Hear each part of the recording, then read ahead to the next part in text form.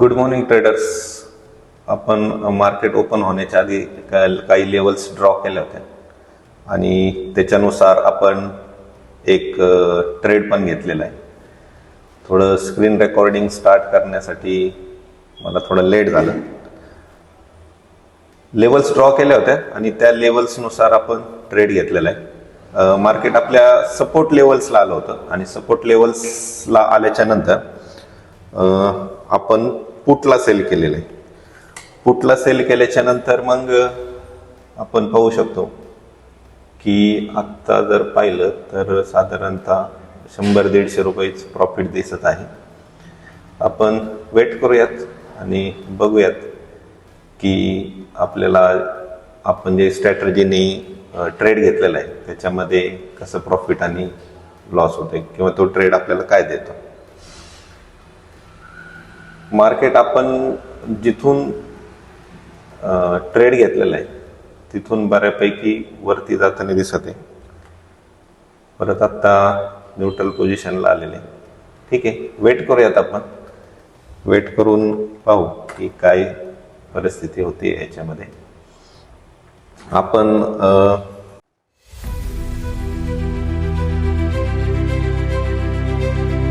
Market पाहिलं तर ते बऱ्यापैकी बेरी साईडला दिसते, हळूहळू मूव्ह होते. सपोर्ट त्यांनी चांगल्यापैकी घेतलेलं दिसतंय. ठीक आहे, आपलं हे पहिलं टार्गेट असेल, दुसरं टार्गेट हे असेल. पहिल्या टार्गेटवरती गेल्यावर तो काय मुवमेंट करतोय त्याच्यानुसार आपण त्याच्यामध्ये एक्झिट करणार आहे. पाहूयात, वेट करूयात.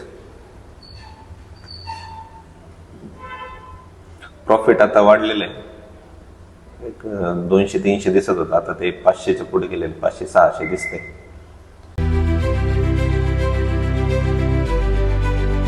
मार्केटमध्ये वर्क करताना स्ट्रॅटर्जी ही फार इम्पॉर्टंट रोल प्ले करते आणि त्याचे रूल्स जेवढे फॉलो होतील तेवढी स्ट्रॅटर्जी आणि त्याच्यामधून येणारं प्रॉफिट वगैरे ते चांगलं राहील.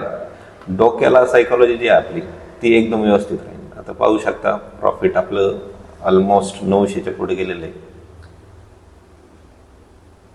स्ट्रॅटर्जीमध्ये जे रूल्स आहेत ते रूल्स फॉलो केले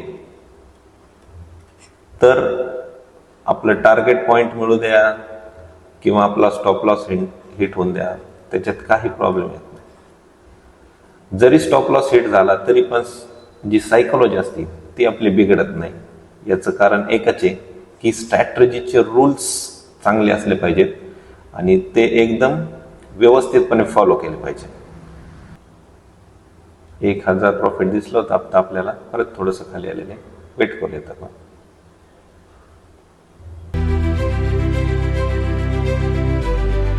ट्रेडर्स, या ठिकाणी आपला मी स्टॉप लॉसला ट्रेल केलं होतं तर तो फार टाईट स्टॉप लॉस ट्रेल केल्यामुळं स्टॉप लॉस हिट झालेला आहे. आणि तुम्ही बघू शकता आजचा जो ट्रेड आहे त्याच्यामध्ये आपण पुट सेल केला होता 25,300चा.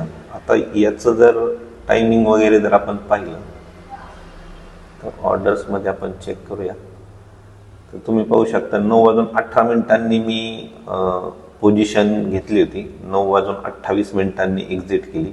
म्हणजे ऑलमोस्ट 10 मिनिटामध्ये मला एवढं प्रॉफिट झालेलं आहे. किती प्रॉफिट झालेलं आहे तर 1031.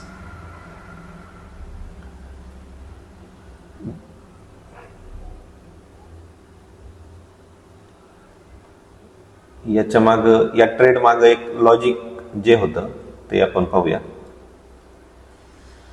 की आपण ट्रेड करताना स्ट्रॅटर्जीचे रूल्स आहेत ते रूल्स असे येतं की वरच्या साईडला रेजिस्टन्स लेवल्स आहेत, खालच्या साईडला सपोर्ट्स लेवल्स आहेत.